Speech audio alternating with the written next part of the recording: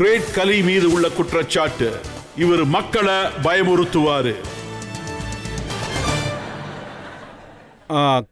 கலி சார், நீங்க ரிங்கில் இறங்கும்போது சண்டை போடுறது கம்மி, ஆனா பயமுறுத்துறது ரொம்ப அதிகம்.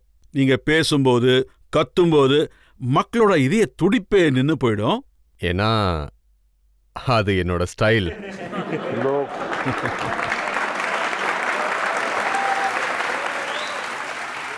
ஒவ்வொருத்தருக்கு ஒவ்வொரு ஸ்டைல் இருக்கும். என்னோடது கத்துறது ஸ்டைல். அப்புறம் இன்னொருத்தருக்கு பார்த்தீங்கன்னா, அண்டர்டேக்கர் கண்ணை உருட்டி பயம் காட்டுவாரு. WWEல ஒவ்வொருத்தருக்கும் ஒவ்வொரு ஸ்டைல் இருக்கு. ரொம்ப டிஃப்ரெண்டான நிறைய கேரக்டர்ஸ் இருக்காங்க அங்க. நீங்க எங்க ஆடியன்ஸ்க்கு கத்தி காட்ட முடியுமா?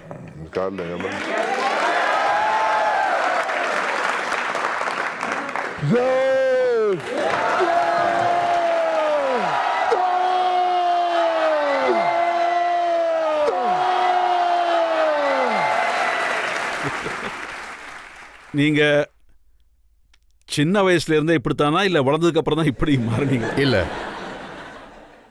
இது சின்ன வயசுலேருந்து எங்கிட்ட இல்ல.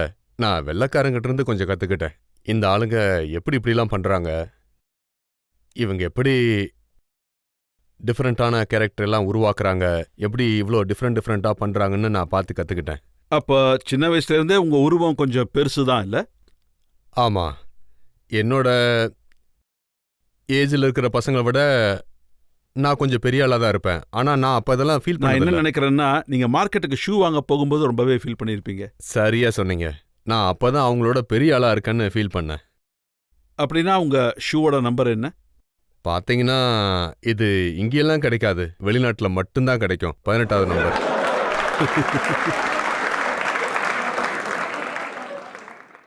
அப்புறம் நான் என்ன கேள்விப்பட்டேன்னா, நீங்க நிறைய சாப்பிடுவீங்கன்னு. ஆமாமா, நிறைய சப்ளிமெண்ட் சாப்பிடுவேன். என்ன சாப்பிடுவீங்க? என்னோட சப்ளிமெண்ட்ஸ் நிறைய இருக்கு. அப்புறம் நான் வெஜ்ஜு தான் நிறைய சாப்பிடுவேன். அதாவது பருப்பு, காய்கறி, சப்பாத்தி, ரைஸ். இருங்க நான் சொல்றேன், நீங்க சொல்ல வெக்கப்படுறீங்க. சரி நீங்களே சொல்லுங்க. என் தகவல் படி நீங்க 5 லிட்டர் பால் குடிப்பீங்க, 3 கிலோ சிக்கன் சாப்பிடுவீங்க, 30 சப்பாத்தி சாப்பிடுவீங்க, அப்புறம் கொஞ்சமா ஒரு 1/2 கிலோ ட்ரை ஃப்ரூட்ஸ் சாப்பிடுவீங்க. இல்ல, அப்படிலாம் இல்ல. நான் உங்க எல்லாரையும் விட அதிகமாக தான் சாப்பிடுவேன். அதுக்காக ரொம்ப அதிகமா இல்ல. ஆனா அதை சொல்லி நான் புரிய வைக்க முடியாது. பட் எனக்கு சொல்லலாம்ல.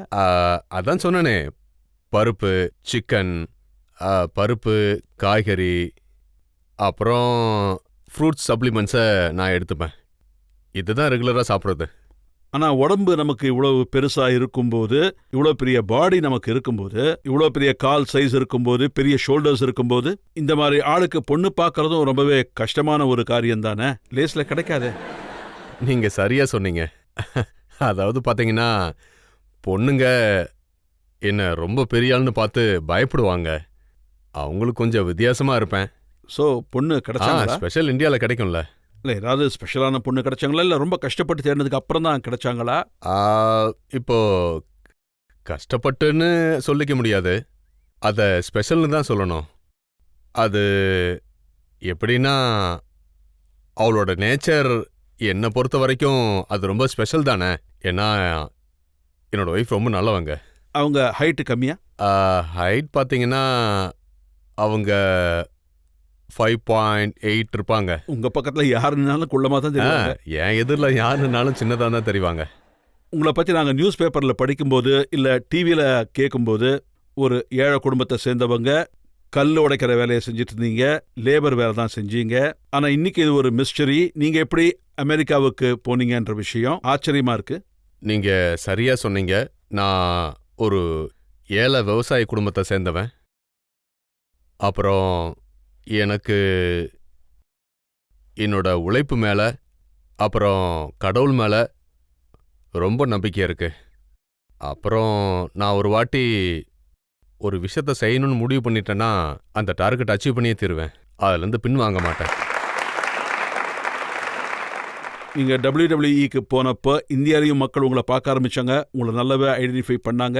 நம்ம ஹிமாச்சல் பிரதேச சேர்ந்த ஒருத்தர் அவ்வளோ பெரிய இடத்துக்கு போய் சேர்ந்துருக்காருன்னாங்க. உங்களுக்கு இப்படி தோணு இது என்னோட ஃபைட் அப்படின்னு முதல்ல ஒரு ஃபைட் தோணிருக்குமே, அது எப்போ நடந்தது, எப்படி நடந்தது? என்னோட ஃபர்ஸ்ட் ஃபைட்டுன்னு பார்த்தீங்கன்னா அது அண்டர்டேக்கர் கூட தான். நான் அண்டர்டேக்கரை தோக்கடிச்சதும் ஒரே நைட்ல உலகம் பூரா நான் பிளாஸ்ட் ஆயிட்டேன்னு தான் சொல்லணும். ஒரே நைட்ல மொத்த உலகத்துக்கும் தெரிய ஆரம்பிச்சிட்டேன். இப்படி தான் நான் மேலே வந்தேன். அண்டர்டேக்கரை பற்றி எனக்கு தெரிஞ்ச வரைக்கும் டெத் மேன்னு சொல்லுவாங்க. அவரை ரொம்பவே ப்ரொஜெக்ட் பண்ணாங்க. அப்புறம் அவர் காஃபின்லேருந்து வெளியே வருவார். இதில் யார் வந்தாலும் அவங்கள காலி பண்ணிடுவார். உங்களுக்கு முன்னாடி அவரும் நிறைய பேரை பயங்கரமாக அடித்து போட்டவர் தான். ஸோ அந்த ஃபஸ்ட்டு ஃபைட்டில் கலியோட மனசில் உங்களுக்கு ஒரு பயம் இருந்துச்சா? ஆமாம், என் மனசில் பயம் இருந்துச்சு.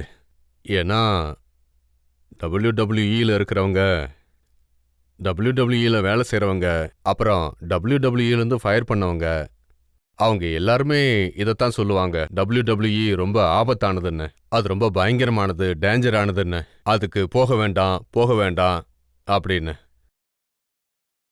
அது ரொம்ப ஒரு டேஞ்சரஸான கேம். அந்த கேமுக்குள்ளே போனால் நிறைய இன்ஜுரிஸ் ஆகும். ஆனால் என்னோட சிச்சுவேஷன் என்னன்னா, நான் 2 விஷயத்தில் ஒன்றை சூஸ் பண்ணி ஆகணும். அப்போ அதாவது ஒன்று நான் ஏழையாகவே இருந்தனும், இல்லை டபிள்யூடபிள்யூஇக்கு போகணும். அப்போ நான் முடிவு பண்ணிட்டேன் டபிள்யூடபிள்யூஇக்கு போகிறதுன்னு. அப்புறம் என்ன நடந்தாலும் சரி, ஆனால் நான் கொஞ்சம் நர்வஸாக இருந்தேன்.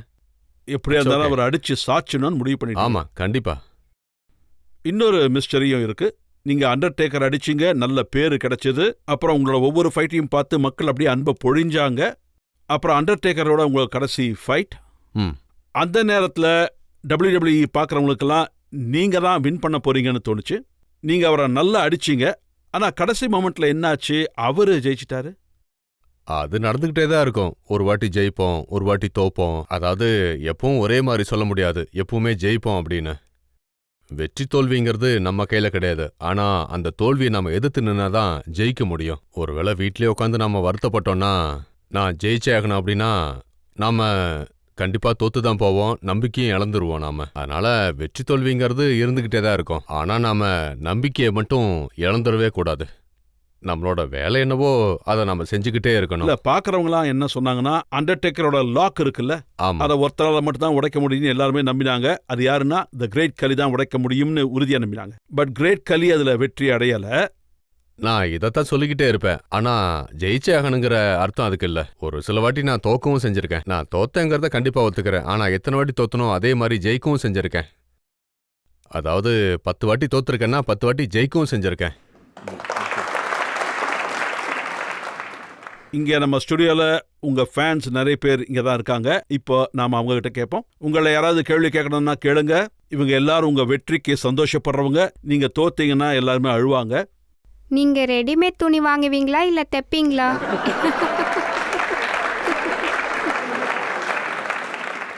நான் ஸ்பெஷலாக எனக்காக ஸ்டிச் பண்ணிப்பேன். நான் ஆர்டர் கொடுத்து தான் ஸ்டிச் பண்ணுவேன். ஏன்னா எனக்கு மோஸ்ட்லி ட்ரெஸ் கிடச்சிரும். அது ஸ்பெஷல் அமெரிக்காவில் பிரிக்கன் டால் ஸ்டோரில். அது இன்னும் ரொம்ப பெருசாக இருக்கும். அதை நான் லைக் பண்ண மாட்டேன். அதனால் எனக்குன்னு நான் கொஞ்சம் ஸ்டைலிஷாக தைச்சிப்பேன், என்னோட பாடிக்கு ஃபிட் ஆகிற மாதிரி. இது உங்களோட ஸ்டைலா? அதை ஸ்டைலுன்னு சொல்ல முடியாது, என்னோட பாடிக்கு ஏற்ற மாதிரி அது இருக்கும். அமெரிக்காவில் நிறைய பேர் குண்டாக இருப்பாங்க. அவங்களோட டிஷர்ட் பார்த்தீங்கன்னா இவ்வளோ தூரம் இருக்கும். அப்புறம் அதே மாதிரி டிஷர்ட்டை நான் போட்டுட்டு இந்தியா வந்தேன்னா நம்ம ஆளுங்க நான் வெளியேருந்து ஏதோ ஃபேஷன் கொண்டு வந்திருக்கேன்னு நினைப்பாங்க. அதனால நான் என்னோட கல்ச்சரில் இருக்கணும்னு நினைக்கிறேன். ஃபிட்டாக இருந்தால் தான் எனக்கு ரொம்ப பிடிக்கும். உங்கள் உண்மையான பேர் திலீப் சிங் ராணா தானே? ஆமாம். உங்கள் அப்பா அம்மா வச்ச பேர். அப்புறமா இந்த கலிங்கிற பேர் உங்களுக்கு எங்கேருந்து வந்துச்சு? கலினா அங்கே எல்லாருக்கும் ஒரு கேரக்டரோட பேர் கொடுப்பாங்க. எப்படின்னா அண்டர்டேக்கரோட பேர் மார்க், ரியல் நேம். அப்புறம் கெயினோட பேரு கெண்ட். அப்புறம் என்னோட பேரு திலீப் சிங் ராணா, தி கிரேட் கலி. இந்த கலிங்கிற ஐடியா எப்படி வந்துச்சு? அது அவங்களே தான் கொடுப்பாங்க டபிள்யூடபிள்யூலேருந்து. இல்லை, நான் என்ன கேள்விப்பட்டேன்னா நீங்கள் ஜெய் காளின்னு கத்துவீங்களா, அதனால ஒருவேளை உங்கள் பேர் கலினாச்சா? இல்லை, அது அந்த மாதிரி எதுவும் இல்லை. அந்த மாதிரி அப்படி எதுவும் இல்லை. கலி, உங்கள் மேலே நிறைய குற்றச்சாட்டுகள் இருக்கு. நீங்கள் ஒன்றும் பயப்படாதீங்க, தண்ணி குடிச்சிட்டு இருக்கீங்க பார்க்குறேன். நான் உங்ககிட்ட நல்ல கேள்விகளை தான். இல்லை இல்லை இல்லை, நீங்கள் கேளுங்க, சொல்கிறது என்னோட வேலை, எந்த பிரச்சனையும் இல்லை, நோ ப்ராப்ளம். அப்ப நான் பயப்பட வேண்டிய அவசியம் இல்லை. இல்லை நீங்கள் தைரியமா இருங்க.